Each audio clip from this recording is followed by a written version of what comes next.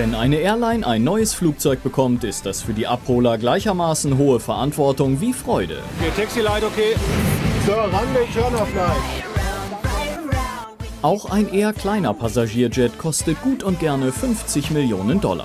Übersehene Mängel können teuer werden. Und der Hersteller gibt das Flugzeug erst heraus, wenn der Kaufpreis komplett bezahlt worden ist. Im Airbus-Werk in Hamburg wird zurzeit fast jeden Tag ein neues Verkehrsflugzeug entmontiert und ausgeliefert. Auch eine bekannte deutsche Günstig-Airline gehört hier zu den größeren Kunden. Eine Delegation ist eingetroffen, um einen neuen Jet abzuholen.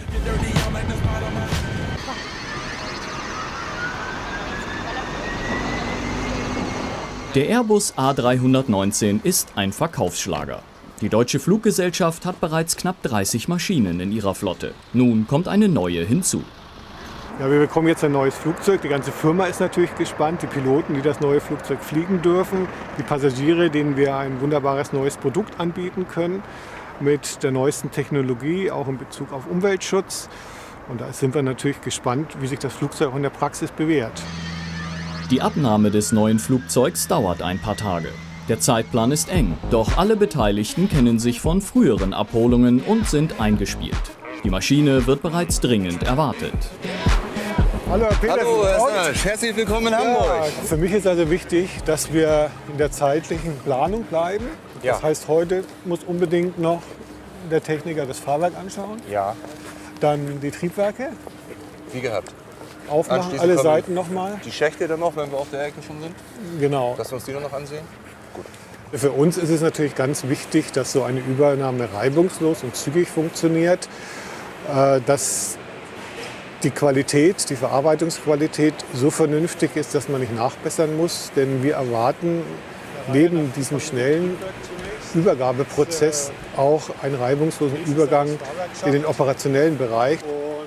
Jürgen Stasch sowie seine Kollegen und Mitarbeiter arbeiten umfangreiche Checklisten ab. Am augenfälligsten sind die Überprüfungen von Fahrwerk, Leitwerk und Triebwerken. Wichtig ist, dass wir den Triebwerksanlass kontrollieren auf Beschädigung, auf Deformation, weil das Flugzeug ja schon einen Testflug gemacht hat von Airbus und dass die Fennblätter keine Beschädigung haben durch Steinschlag oder angesaugte Fremdkörper oder halt auch die Akustikpanels, diese blauen hier, dass sie keine Beschädigung haben. Die Triebwerke sind die teuersten Teile eines Flugzeugs. Mit Leckagen haben wir bis jetzt nie Probleme gehabt, ne? Aber nichtsdestotrotz müssen natürlich hier alle Leitungen und Anschlüsse sauber überprüft werden, auch nachdem das Triebwerk mal gelaufen ist.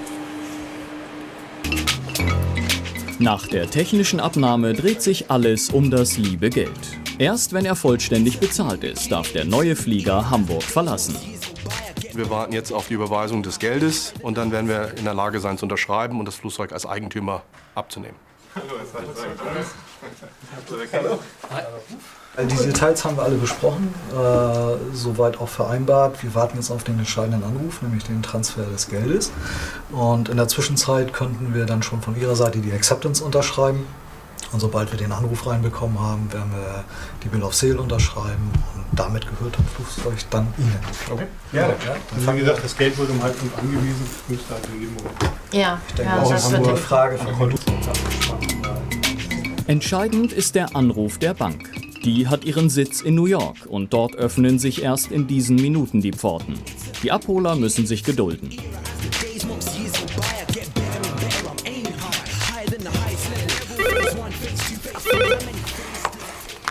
Airbus, guten Tag. Ja, guten Tag. Ja, können Sie den Betrag wiederholen, bitte? Ja, sehr gut. Vielen Dank. Wiederhören. So, der erleichternde Anruf ist angekommen.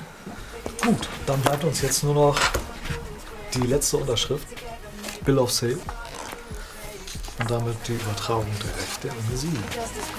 Das Flugzeug kostet laut Liste gut 50 Millionen US-Dollar. Doch Rabatte bis zu 30% und sogar noch mehr sind bei guten Kunden nicht unüblich. Okay. Herzlichen Glückwunsch. Dankeschön. Many Happy Landings. Danke. Wir freuen uns natürlich sehr, dass wir jetzt das 27. Flugzeug gekauft haben von Airbus. Und wir werden im Laufe des Jahres noch 2 weitere bekommen hier in Finkenwerder. und das Flugzeug wird nach Köln überführt und wird dann in Dienst gehen. Many happy landings. Happy landings. Vielen Dank.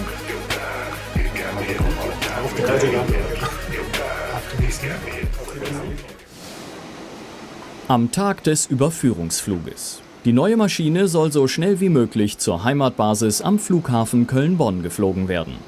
Letzte Einstellungen stehen an, zum Beispiel die der Kabinenlichter.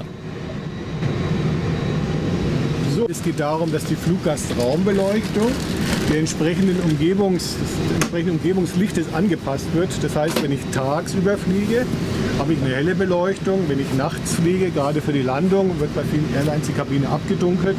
Damit sollte wirklich mal in einem Notfall evakuiert werden müssen, dass die Augen sich nicht lange anpassen müssen an die unterschiedlichen Helligkeits- bzw. Dunkelheitsverhältnisse. Die beiden Piloten fahren mit den Checks der Lichter fort. Die Fluggesellschaft will die A319 schnell einsetzen. Wie schnell ahnen die Piloten noch nicht. So Jürgen, wir beginnen mit den Strobe Lights. Alles ist soweit in Ordnung. Ruhig gehen die Abholer ihre Checklisten durch. Okay, Taxi Light, okay. So, Runway Turn-Off Light. Die Piloten sind zufrieden und auch ein weiteres Detail hat der Hersteller bereits erledigt. Für den Flug nach Hause müssen die Piloten nicht einmal mehr tanken.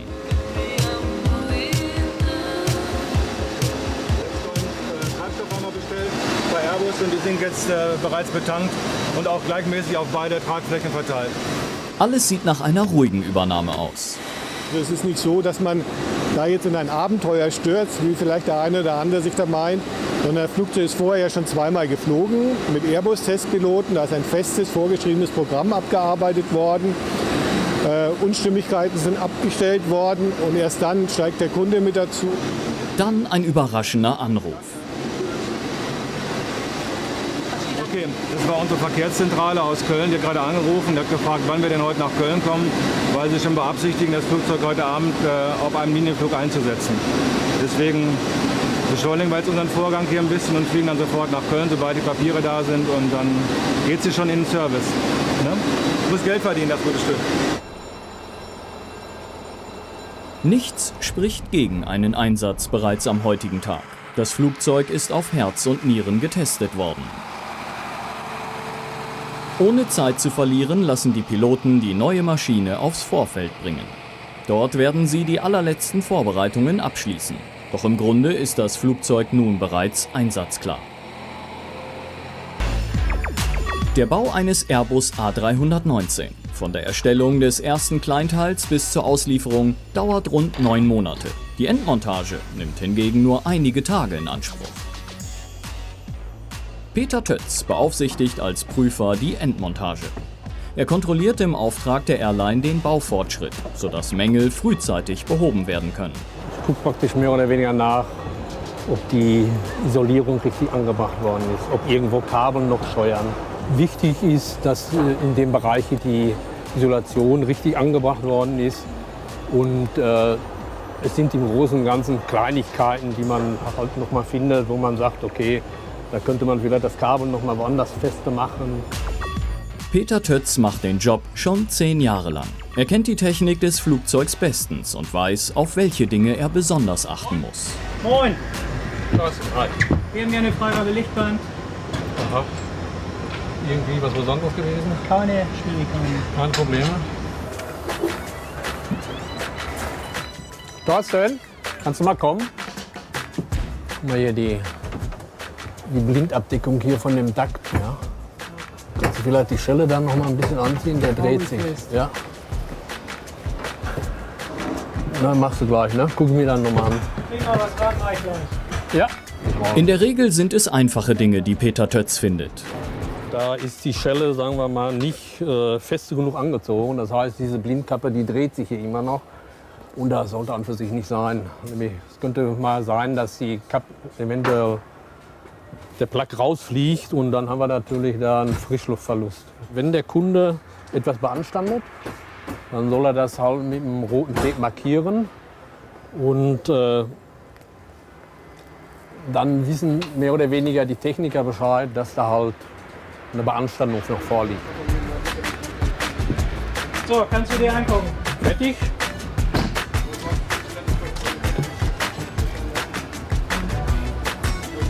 Ja, geht doch. Die Arbeit im Flugzeugwerk macht Peter Tötz sichtlich Freude. Die hohe Verantwortung ist für den 55-Jährigen anscheinend kein Problem. Ist schon in gewisser Hinsicht ein Kindheitstraum. Wenn man jetzt so, ich bin jetzt seit dem 14. Lebensjahr an für sich, sagen wir, mit Flugzeugen unterwegs und konfrontiert, beruflich natürlich. Und da kommt natürlich auch mal die Frage, ach, vielleicht hätte man auch mal gerne vorne links gesessen, vielleicht einen Pilotenschein. Am Ende ist Peter Tötz beruflich lieber am Boden geblieben. Jetzt fliegt er die Passagierjets zwar nicht selbst, doch kennt er sie bestimmt besser als die Piloten. Korrosionsschutz, alles schön drauf. Ja, das sieht alles gut aus. Ja, dann schaue ich mir mal so ein paar Highlights an. Die Inspektion von frisch montierten Flugzeugteilen ist nicht immer einfach. Fitness ist gefragt. Die Gelenke sollten doch noch voll funktionsfähig sein. Nämlich es gibt Inspektionen, zum Beispiel Tragfläche, Verbindung zum Rumpf hin, wo man dann halt die Vernietung kontrolliert, wo man in den Tank reinkrabbeln muss. Und da kann es schon mal vorkommen, dass man eventuell mal einen Wadenkrampf kriegt, weil man so komisch in der Ecke liegt. Also man muss doch schon einigermaßen beweglich sein noch dafür. Die Kontrolle des Seitenleitwerks erfordert kaum Verrenkungen. Hier nimmt er die Kabelverbindungen als mögliche Fehlerquelle ins Visier. Wir haben auch eine gewisse Vibration hier an diesem Flugzeug, wie überall. Und es kann natürlich im schlimmsten Fall mal sein, dass sich der Anschluss lösen würde. Dann hätten wir eventuell Kontaktprobleme. Und als nächstes wäre dann eventuell auch mal ein Funkausfall. Die Luftfahrt hat in Hamburg Tradition. Das Airbus-Werk in Finkenwerder liegt auf dem Gelände der 1936 gegründeten Hamburger Flugzeugbau, die zur Konstruktion von Wasserflugzeugen gegründet worden war. Im heutigen Airbus-Werk gibt es 2 Fertigungslinien für die Endmontage der A320-Familie. Auch das Cockpit der A319 wird hier ausgestattet. Unzählige Kabelverbindungen werden hergestellt und ihre Funktionsfähigkeit überprüft. Zum Beispiel bei der Fahrwerksansteuerung. Fahrwerk ist ausgefahren, Klappen sind auf. Klappenhebel stehen alle auf oben. Ja, Klappenhebel alle auf oben. Fahrwerke, die Bereiche sind gesichert. Während der Überprüfungen werden eventuelle Fehler sofort angezeigt. Weil sich das Fahrwerk am Boden nicht einfahren lassen darf, startet der Techniker ein spezielles Simulationsprogramm. Jetzt simulieren wir Flug.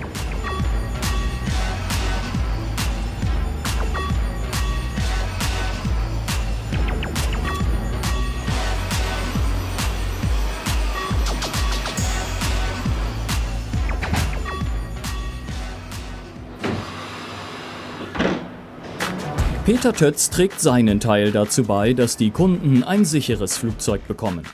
Inzwischen ist auch die Wandverkleidung montiert. Nun folgen die Ablagefächer und dann werden die Stuhlreihen eingebaut.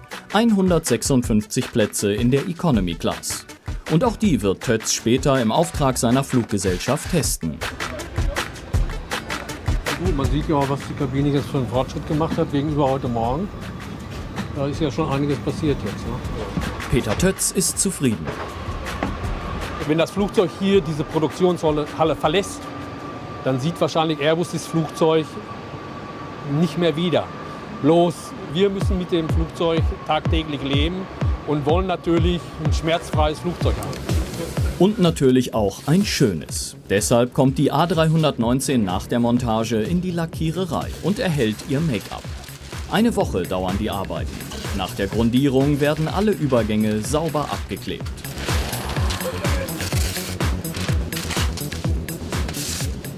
So, dann suchst du dir, dann machen wir jetzt Burgund. Ja, wie viel Stammmaterial soll ich nehmen? Dann nehmen wir 10 Liter Stamm. Gut. 10 Liter Stamm für den ersten Gang. Genau. Jetzt wird die Farbe aufgerüttelt, damit wir keinen Bodensatz haben.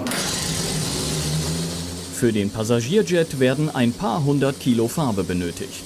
Nachdem die richtige Farbmischung hergestellt ist, wird Härter hinzugefügt. Es sind einige Chemikalien im Spiel. Die Lackierer müssen Atemschutzmasken tragen.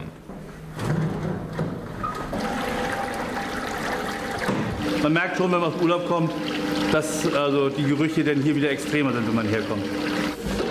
Bevor die fertig angerührte Farbe auf den Rumpf aufgetragen wird, werden die Spritzpistolen eingestellt. Die Farbmenge wird vom Kunden vorgegeben und ist ein echter Kostenfaktor. Schönheit ist teuer.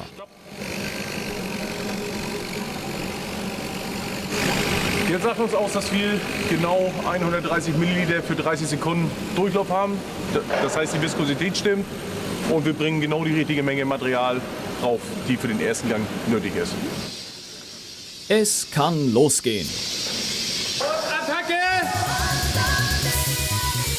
Für eine gleichmäßige Farbschicht sind mehrere Lackierer parallel im Einsatz. Dabei dauert ein Durchgang gerade mal 10 Minuten.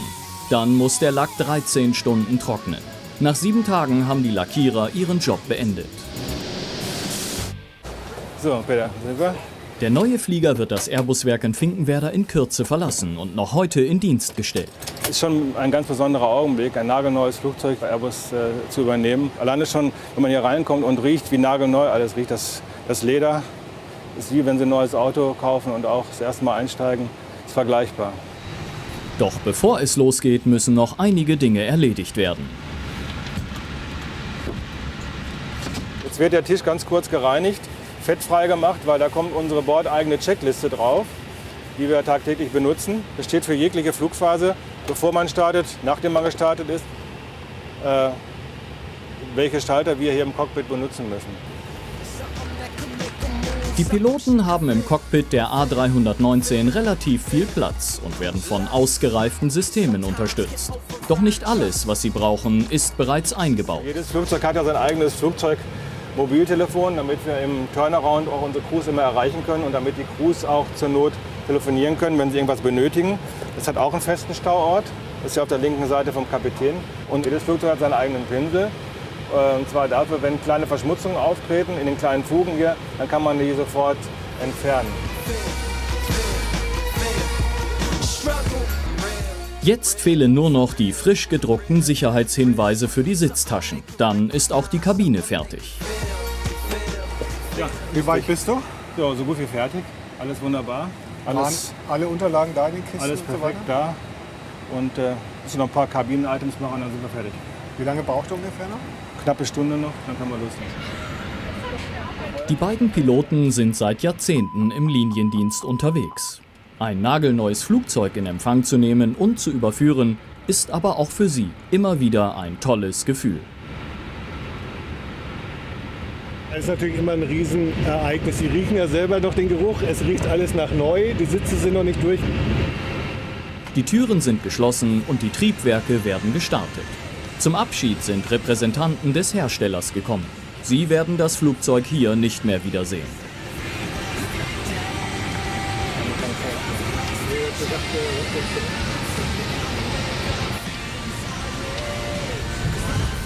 Beim Start beschleunigt das Flugzeug heute ungewöhnlich schnell. Mit deutlich weniger als 50 Tonnen ist die A319 heute sehr leicht. Es sind keine Passagiere an Bord und es wurde relativ wenig Sprit getankt.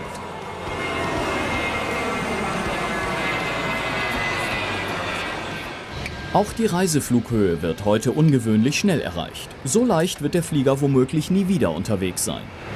Das Flugzeug, man merkt, war es nagelneu und entsprechend reagiert es auf die Steuerbefehle sehr direkt. Und wir haben natürlich auch einen wahnsinnigen Leistungsüberschuss, weil wir so leicht waren. Wenn man keine Gäste an Bord hat und kein Gepäck, dann ist entsprechend die Performance richtig gut. Nur 40 Minuten dauert der Flug. Die Landung folgt den normalen Verfahren. Kurz vor dem Aufsetzen sagt eine Computerstimme die Höhe in Fuß automatisch an. 100.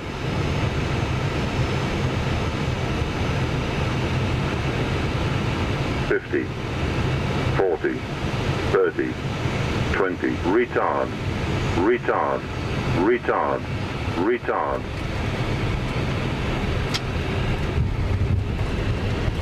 Der Überführungsflug der A319 verlief ohne Probleme. Nun muss die neue tagtäglich ihre Zuverlässigkeit unter Beweis stellen.